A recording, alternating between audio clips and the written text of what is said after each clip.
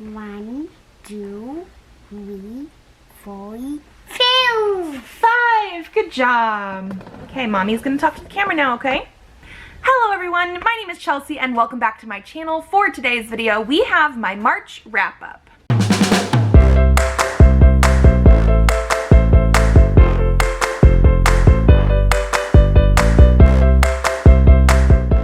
So in the month of March, I did read 11 books. Now, I've actually read 11 books every single month this year so far, and this is including DNFs. So one thing we will talk about a little bit later is I actually had 2 DNFs this month, whereas in January and February I had 1 DNF each. So technically I read like 9 books instead of 11. However, my page number count did go up. I actually have the highest page numbers read so far this year in the month of March, and that means this month I read 3,114 pages. I think both January and February I was still in the 2,000 range, which, you know, perfectly fine. I think that's my normal goal, is around 2,000 pages a month, but I actually did get over 3,000. So we're gonna go into more stats and then we will get into the books. The first stat we have here is how I read the books, like the method that I read the book in. And I actually read 5 ebooks and 6 physical books this month. For genre, I read 1 thriller, 2 romances, 4 sci-fi, and 4 fantasy. And as always, I'm just picking the genre that I feel like is the most prevalent in the book. There were quite a few books that I read this month that could have been sci-fi fantasy, or I think I had one that was thriller, but it was also potentially like paranormal sort of stuff, but I thought thriller fit it best, so that's what we went with. And for the format of books, I actually did read 2 graphic novels / comics and 9 novels. As for indie versus traditional, I read 1 indie book this month versus 10 traditional. And then for how I acquired the books, I did read 1 ARC, 1 book from Kindle Unlimited, 1 book that had been gifted to me, 4 books that I bought this year, and 4 books that were on my owned TBR from previous years. Then moving to the age group, I read 1 middle grade, 2 young adult. These were both of the comics that I read this month. They were considered teen and up, so I considered them young adult. I read 2 new adult and 6 adult titles. And then as for the star ratings, like I mentioned before, I did have 2 DNFs. I had 3 3-star reads, 1 4-star read, 1 4.5-star read, and 4 5-star reads. So I had a lot of the 5 stars near the beginning of the month, and I was just like, oh my gosh, this month has been amazing. And truthfully, everything besides the DNFs were 3 and above, but I ended up with more 3 stars near the end of the month, so it wasn't like as amazing as I thought this month was going to go.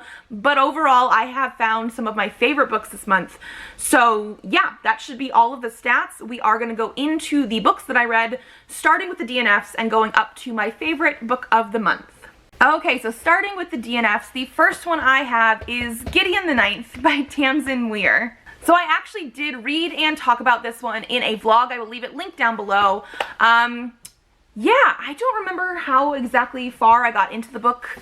60 something pages, something like that potentially.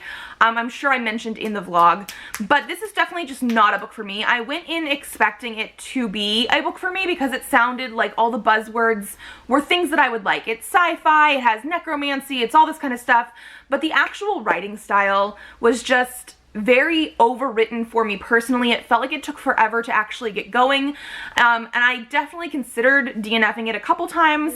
I bought this book at Barnes & Noble and I returned it in less than a week. Like, not actually, I think I got almost to a page 100 now that I'm thinking about it. But like, I returned it in less than a week because I just knew I couldn't get into it. My biggest thing for this is we got to a sort of duel, and even the dueling aspect didn't seem to have any sort of urgency or action or intrigue for me, so I DNF'd it. My next DNF was actually a book that was on my TBR for the month, and that is An Illusion of Thieves by Kate Glass. So in my TBR game, I do actually count DNFs as books that I have finished because I'm not going to force myself to read a book that is a DNF. So technically, when I DNF'd this one, I finished my TBR for the month, which I'm very happy about because I have not done that yet this year. But this is one that I only got like 20 something pages in, and I just knew it was not for me. This is an adult fantasy. but the writing of this one was very much like old school thee, thou types of stuff. I could not get into it whatsoever. And it also seems to have a sort of like crime lord type of element that is definitely one of those tropes that I just do not enjoy. And it could be that it changes a little bit, but basically our main character is supposed to be serving, I don't think she's like necessarily a servant, but she's serving like the lord of this area, and he is ruling very much like a sort of tyrant king, crime lord type of thing, and I could not do it, especially with the way that the dialogue and the stuff was written in here. And yeah, within 20 something pages, I knew this was a book not for me. I was not going to force myself to keep reading. Okay, so those are the 2 DNFs. Moving into the 3 stars that I have. The first 2 are actually a comic series. So I have like volume 1 and volume 2. It's the entire series. I actually read this yesterday because I felt like I needed to read something on the last day of March, but I didn't want to like start a book that I was potentially not going to be able to finish. And I read Mirror the Mountain and Mirror the Nest by Emma Rios and Hui Lim. This is one of those things where I just feel like I didn't fully understand it. This is a series that has like animal-human hybrids and humans, and there is like magic and alchemy and this kind of thing, but it's not actually a fantasy series. It turns into being more of a sci-fi series. So I actually did classify these as sci-fi. But I really just don't feel like I fully understood where they were going with this. It felt like there was potentially like a bigger concept that I wasn't getting. The art style is gorgeous. It's very watercolor-esque, but also there are times, which I think are mostly during flashbacks, where they don't put the outline of the characters and stuff around them, so it turns into a big mess of just a bunch of watercolor, and it's harder for me to pick out the individual elements. And I also felt that the characterization could have been more at the forefront. Like, there was a lot of characters in this series, both in the first book and in the second book. And the second book is actually a little bit more of like backstory of the first book, and then sort of jumps back to after the first book happened. I don't know. I was a little bit confused. I wish there was a little bit more character development and I understood exactly what was happening, because I do think it was very beautiful in the art style and stuff, but I don't think I fully understood the point of the story. Then my next 3 stars is the arc I read this month, which is going to be coming out on April 4th, I think, which is Tuesday. I think that actually might be the Tuesday you guys are watching this video, but it's going to be The Wedding Crasher by Mia Sosa. So this is my first Mia Sosa book, and it is a romance. My biggest issue with this is I wasn't feeling the romance as much. I know romance can be hit or miss with people. I usually do love romance, but I'm one of those people that really wants the character development and the relationship development first and foremost. And for this one, we have a fake dating trope and stuff like that, which I did sort of enjoy, but the sexual aspect seems to be at the forefront more than the actual romantic aspect. Like, there's one point in the story where they end up at a sex party, and it didn't really feel like it needed to be in this story except to have sexy stuff in this story. There was no like further consequences for it. That didn't seem to come back up ever again in the story, and so it was literally just there to have sex going on the page. Also, this book had a lot of pop culture references that, again, I felt like didn't necessarily need to be put in there. Most of the pop culture references were from one specific character's point of view, and there was a couple times I think they were talking to like their mother, and the mother was like, I don't understand what was going on, but it had like The Circle and Love is Blind from like Netflix. They talked about Ariana Grande and Magic Mike, that kind of stuff, which I don't know, those took me out of the story. Pop culture references don't always do that, but I do feel like sometimes you can date yourself with those pop culture references in a book, especially because when they were talking about Love is Blind, season 2 is out now, and they were talking about the end of season 1. So that kind of stuff. It just took me out of the story. Again, if you're looking for a romance that is more focused on actual sexy stuff on page, more about the sexual attraction than the romance, this might be something for you. I'm still curious potentially about other Mia Sosa books, but this one I don't think was particularly for me.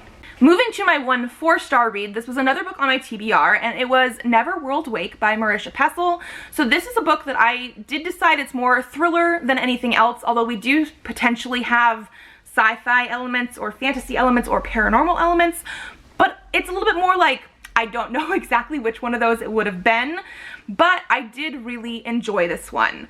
The reason it is a 4 stars is mostly because of the way the story is told. It's told from one person's point of view, and it almost feels like she's giving us an interview or telling us a story that happened. So while we are getting stuff going on with this one, there is a mystery to be solved. The way it was written, it doesn't quite feel like we're currently in the action, but this is about a girl who lives in her small town, and she's currently, along with the other characters in the book, I think it's like the summer after their freshman year of college. So while this is in the young adult section at the bookstore, I do also think it could be listed as new adult. These aren't like typical teenage problems necessarily. It did feel like they were on that border of young adult, new adult, but you know, whatever. But so her boyfriend died, I think, the year prior to that when they were seniors in high school, and she's never fully understood what happened, why it happened. She doesn't think that like he committed suicide or anything like that, and so she meets back up with her old friends that were also his friends to sort of figure out what happened. But while they're out and about doing stuff, they end up in a car accident and into Neverworld Wake, which is like this weird subliminal space between life and death. And so, yeah, we have the thriller aspects of that, because I think, yeah, up here it even says, 5 friends, only 1 can survive the Neverworld Wake. So we have that going on, but we also have that mystery of what happened to her boyfriend a year ago. And so I did like the actual mystery aspects and like the payoff at the end. The writing of it though was a little bit weird just because it did have that not current, like present day, I'm telling you what's happening sort of thing, but like, oh, this was in the past and this is almost like an interview. Okay, and so for my 4.5-star read, I have Fantasy of Flight by Kelly St. Clair. This is the 2nd book in the Tainted Accord series. I read the 1st book in January or February, I don't fully remember, and I gave that one 4.5 stars as well. One thing I will say is I don't think this is one of those series, at least for the first 2 books, that you're necessarily going to want to marathon one right after the other. Because part of the reason, you so silly, I gave it 4.5 stars is that the vibe of book 2, like what we're currently going through in book 2, is completely different than book 1. So basically in the first book we are following our main character of Olina, who is the princess of the fire world, because we have like a fire world and an ice world, and partway through the book she ends up going to the ice world, and so we have a lot of like her realizing the differences between the cultures and this kind of stuff, but there's also a conspiracy going on. She has to wear this veil on her face. She doesn't know why. There's potential for war between the worlds. And so when we get to the end of that book, they do set it up for other stuff going on in book 2. However, more than half of book 2, the first half of book 2, is more about like a fighting club, and like she is really, really good at fighting, and I loved actually seeing those scenes once I got sort of used to being in this completely different setting. The fact that she has to like fight to survive, and she's making friends with other people. She's still in the ice world, so we are getting again her sort of seeing the differences between now like the rich and the poor area of the ice world, but it's a completely different vibe, 100% different characters than anybody we had seen in the first book. We eventually get back on track in the second half, and I'm really enjoying the series for what it is, like 100%. It is so easy to sit and devour. Like, I think I read most of that book in one day. I'm absolutely loving it. I really want to continue because there's only 4 books in the series, but it is definitely, like I said, not one that I feel like I would have enjoyed as much maybe going directly from book 1 to book 2 because of that like juxtaposition of how you think one thing's happening in book 1 and then half of book 2 is a completely different setting. But I did really enjoy that. So yeah, it's a really, really fun series, but not quite 5 stars yet. Yeah, okay, we're going with that. And then now we are actually into my 5-star reads, and I have 4 of them. Like I said before, pretty much all of these were ones that I read at the very beginning of the month. And so I felt like overall my reading experience was amazing. And the lowest 5-star read is going to be Beneath the Sugar Sky by Shauna McGuire. This is the 3rd book in the Wayward Children series. The only reason it's the lowest one is because it's the 3rd book and they're novellas. They are very, very short, but this one has more of like a whimsical fantasy fairyland type of thing. Like, it is so absurd, but in this book series they actually do explain the like whimsical versus logic and all this kind of stuff going on, and I really enjoyed it. Like, I think I gave book 1 of the series 5 stars, book 2 4.5.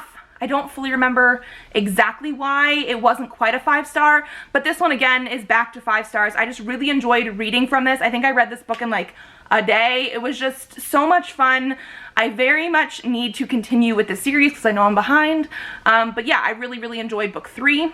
Then my next 5-star is The Love Hypothesis by Ali Hazelwood. This was on my TBR. It was actually a poll pick. I gave you guys like 4 romance books to pick from.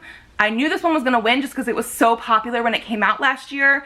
And yeah, full 5 stars. I will say that I read fan fiction, I love fan fiction, and something that is from fan fiction is not necessarily a bad thing. However, when this book starts, we do have the very typical sort of, I'm going to describe the love interest every single time I see him, and our main character of Olive described the main love interest of Adam as tall or huge or like those kind of like stature types of things so freaking much in the first like 50 pages, like multiple times per page, that I was just like, are we really doing this? It was a little bit cheesy at first. Once we get past that, it is phenomenal. I absolutely loved the actual romance and the relationship development, and the fact that Olive is demisexual, and while they don't use the word demisexual on page, I could 100% relate to her because that is how I identify myself.